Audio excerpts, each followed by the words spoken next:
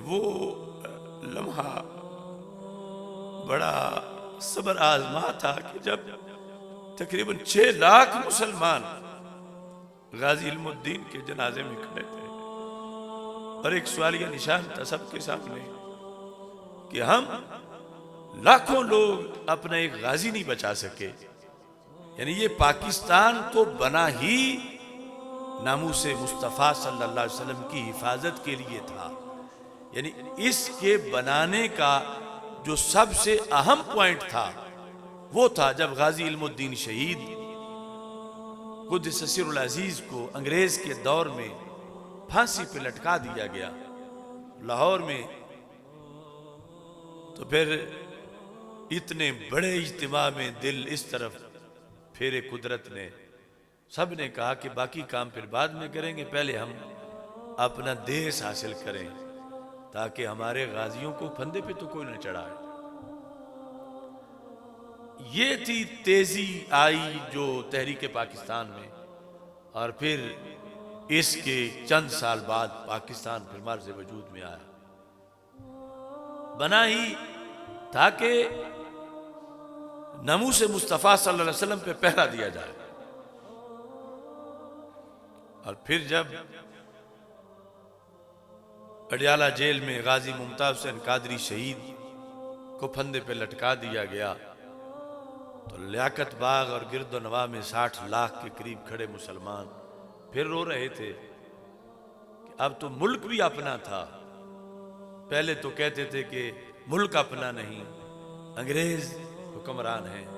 अब तो मुल्क भी अपना था, तो गाजी तो हम फिर भी नहीं बचा सके। तो फिर एक नई सोच आई कि मुल्क तो अपना था मगर इख्तिदार दीन का नहीं था, जिस वजह से फिर नामूसे मुस्तफ़ा सल्लल्लाहु अलैहि वसल्लम के तहफ़्फ़ुज़ के मैदान में हमें ये जख्म चाटना पड़ा कि वो गाजी इस मुल्क के दारुल हुकूमत इस्लामाबाद में शहर के टाइम उसको फंदे पे लटका दिया गया। अब इसके अंदर जब इस तरह की हरकतें होती हैं तो उसके असरात फिर आम मुल्कों के मुकाबले में कई गुना ज्यादा मुज़िर होते हैं।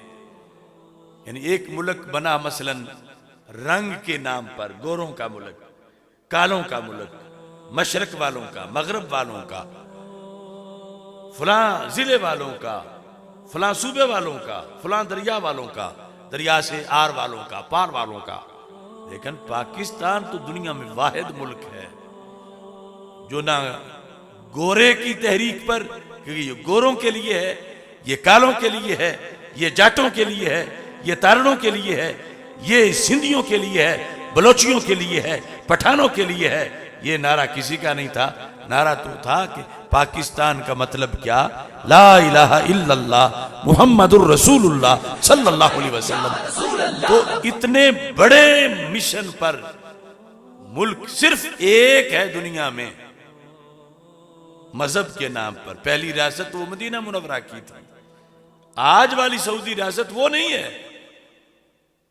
शायद तुमने कभी गौर ना किया हो वो क्या बने वहां, तो ये नारा भी कोई नहीं लगा सकता कि सऊदी अरब का मतलब क्या, ला इलाहा इल्लल्लाह। कोई मुझे तारीख में उनके यौम वतनी के किसी प्रोग्राम पर किसी बच्चे, किसी मुफ्ती, किसी वजीर की तरफ से ये नारा बता दे सऊदी अरब का मतलब क्या, ला इलाहा इल्लल्लाह। और पाकिस्तान में हर गली मोहल्ले में छोटा सा बच्चा भी बोलेगा पाकिस्तान का मतलब क्या, ला इलाहा इल्लल्लाह मुहम्मदुर रसूलुल्लाह सल्लल्लाहु अलैहि वसल्लम। तो ये कोई छोटी बात नहीं, ये बहुत बड़ी बात है कि हम उस देश में रहते हैं। सऊदी मुल्क एक खानदान की हुकूमत है, वो कलमे की हुकूमत नहीं।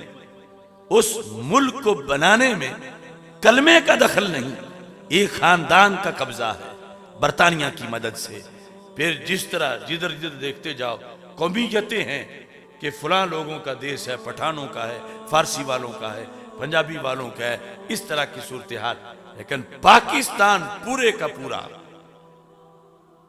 इसका एक ही मकसद है कि पाकिस्तान का मतलब क्या, ला इलाहा इल्लल्लाह मुहम्मदुर रसूलुल्लाह सल्लल्लाहु अलैहि वसल्लम। अब इस देश में जब ऐसे काम होते हैं और ऐसे हुक्मरान होते हैं तो फिर नुकसान भी कई गुना ज्यादा होता है। गाजी साहब रहमतुल्लाह अलैह की शहादत के बाद दुबई में मैं मुसल्ला सुनाने गया तो भारत के बहुत से उलमा मेरे साथ आके मिले।